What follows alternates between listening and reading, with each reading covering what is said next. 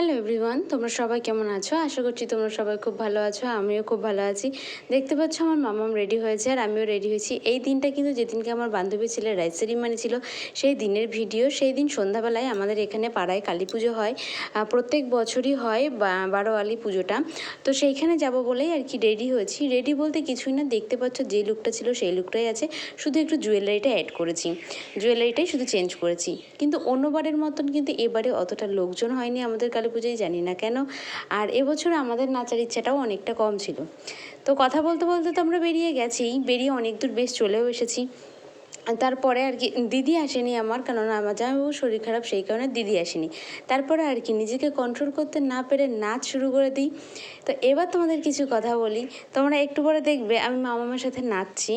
তো মামাম মানে দিদি যেহেতু যায়নি, ও মজা করতে খুবই ভালোবাসে, সেই জন্য মামামের মুখের দিকে তাকিয়ে কিন্তু আমি সব কিছু করতে রাজি। তাতে আমাকে কেমন লাগলো কি না লাগলো, আমাকে পাগল লাগলো নাকি বোকা লাগলো, আমি কিন্তু সেইগুলো দেখি না। কারণ আমার জীবনে আমার মামামই বেস্ট। তা আমার নাচটা তোমরা দেখতে পাচ্ছ যে আমি কীভাবে নাচছি। মানে যখন নাচি তখন আর কোনো তাল থাকে না নিজের মধ্যে, যে কী নাচছি না নাচছি কোনো ব্যাপার না। মা মা শুধু কথাই বলে না যে জন্ম দিলেই মা হওয়া যায় না, আর মা হতে গেলে অনেক কষ্ট সহ্য করতে হয়। তারপর আর কি বলে, মা হওয়া কি মুখের কথা? আসলে একটা কথা তোমাদের বলি, মাসি হওয়াও কিন্তু মুখের কথা নয়। মাসির মতন মাসি যদি তুমি হতে পারো, তাহলে কিন্তু মাসি হওয়াও মুখের কথা না। মাসি হওয়াটাও অনেকটা স্ট্রাগলের দরকার, এবং মন থেকে সেটা ভালোবাসতে হয়। এবং অনেকটা মানে কি বলবো, একটা মায়ের তুল্য করা যায়, অনেক কিছু করা যায়। তো আমি মামামকে নিয়ে নাচছি, কারণ মামামের কোনো কিছুতে কষ্ট হোক, কোনো কিছুতে ওর অভাব থাকুক, ও কোনো কিছুতে মানে দুঃখ পাক, সেটা আমি চাই না। ওর কোনো স্যাড মোমেন্ট আমি মেনে নিতে পারবো না। তো সেটা ভেবেই আমাকে কেমন লাগছে সেটা আমি দেখিনি। দেখো আমি নাচছি, আমাকে কেমন বোকা লাগছে, তাতে কোনো মানে আমার কাছে কোনো ম্যাটার করে না। আমার কাছে আমার মামামই বেস্ট। তো ও ঠিক তো আমি ঠিক। তারপরে দেখো মামাম তো সেই মার কাছে যাবেই না, ও তো সেই আমার সাথেই নাচবে। তারপরে আমি মামামকে নিয়ে নাচছি। তোমরা নিশ্চয়ই আমার নাচ দেখে বুঝতেই পেরে গেছো যে আমি কী গানে নাচ করছিলাম। হ্যাঁ, তোমরা বুঝেছো আমি জানি।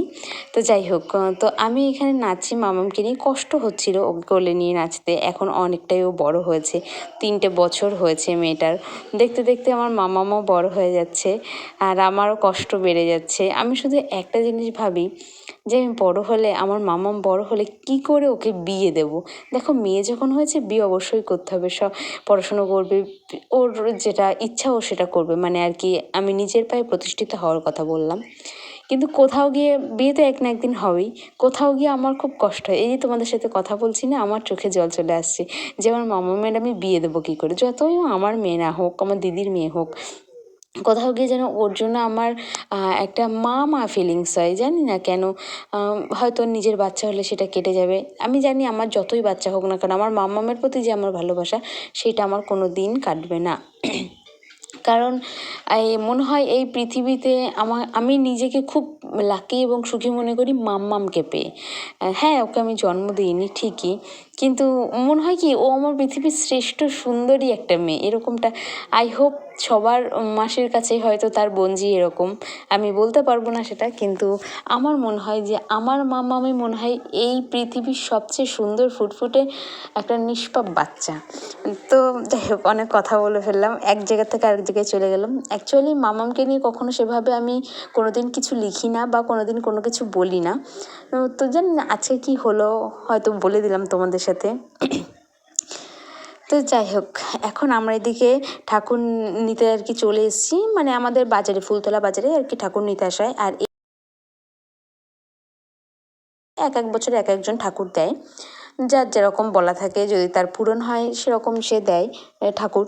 তো এক এক বছর এক একজন দেয়। এবছর আমার কাকিমারা দিয়েছে।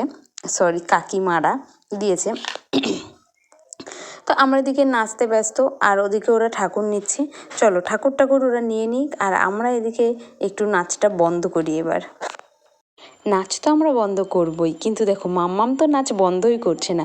ও তো সেই ওর পিকু মামার কাছেই যাবে, মানে আমার যে ছোটো ভাই, আমি ওকে পিকু বলে ডাকি, ও ওকে পিকু মামা বা ছোটো মামা বলে। ও পিকু মামা বললে আমি একদিনকে খুব বকা দিই ওকে। হ্যাঁ, তারপর থেকে না ও কখনো নাম ধরে না। আর ছোটো মানুষ যেটা হয় আর কি নর্মালি, কারো নাম শুনলে নামটায় ধরেই ডাকে। তো তারপর ওকে আমি বকা দিই, তা সেই থেকে ও এখনও পর্যন্ত ছোটো মামাই বলে, ও আর কিন্তু পিকু মামা বলে না। ও কিন্তু আমাকে সেটাই বলছে, ও মাম্মাম ছোটো মাম্মাম ছোটো মামা ছোটো মামা। ছোটো মামাও ভাগ্নি অন্তর জীবন, আর ভাগ্নিও ছোটো মামাকে খুব ভালোবাসে। দুজন তো একদম নাচতেই ব্যস্ত, দেখো সাথে আমিও। কেননা মাম্মাম বারবার বলছিল তুমি নাচো মাম্মাম, তুমি নাচো। এদিকে দেখো মাম্মাম আর ছোটো মামার কি নাচ বাবা, মানে ওদের কাছে আমরা হেরে যাবো এরকম একটা ব্যাপার। তো এখন ঠাকুর নেওয়া হয়ে গেছে, ঠাকুর বরণ করা হচ্ছে, আর এদিকে ওদের নাচ আমি দাঁড়িয়ে দাঁড়িয়ে দেখছি, আর তোমাদের দাদাভাইকে বলছি এর একটা ভিডিও ক্লিপ নাও।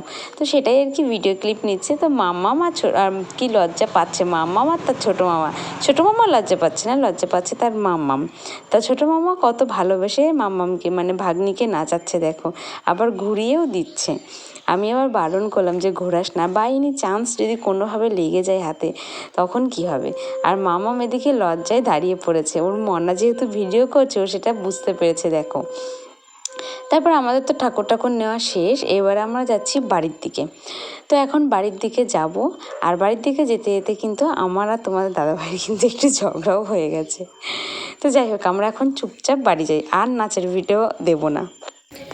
তো এখন হচ্ছে একটু রেডি যাব, এখন খেতে যাব ওখানে। যে বললাম তোমরা দেখলে যে আমাদের এখানে কালী পুজো হচ্ছে, আমার গলা শুনে খুব ভালোই বুঝতে পারছো যে আমার শরীরের অবস্থা কীরকম। হ্যাঁ, তো এইখানে মশারি টাঙানো আছে, কেননা মামাম ঘুমাচ্ছিল এই কারণে।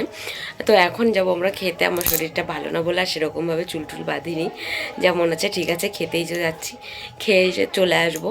শরীরটা একদম মানে একদমই ভালো নেই, কাশতে কাশতে আমার জীবনটা শেষ হয়ে যাচ্ছে। তো যাই হোক চলো আমি এখন যাই, গিয়ে খেয়ে আসি। তো এখানে কিন্তু দেখো আমরা খেতে বসেও গেছি, ওই যে আমার বান্ধবী আর বান্ধবীর বর, এদিকে তোমাদের দাদাভাই পর্যন্ত দেওয়ার পরে শেষ হয়ে যায় খাবারটা, তারপরে আমাকে আর বাবাকে দেয়। আগেই ফার্স্টে আমাদের তরকারি দিয়ে দেয়, তারপরে গিয়ে রাইস দেয়। তো মেনুতে ছিল রাইস, আলুর দম আর হচ্ছে পায়েস। তো এই হচ্ছে আমাদের মণ্ডপ, আর এখানে যারা উপোস করেছিল তারা এবার পুজো দেবে। তো যাই হোক আজকের ভিডিওটা এখানেই এন্ড করছি, দেখা হচ্ছে কালকে নতুন আরও একটি ভিডিওর সাথে, বাই।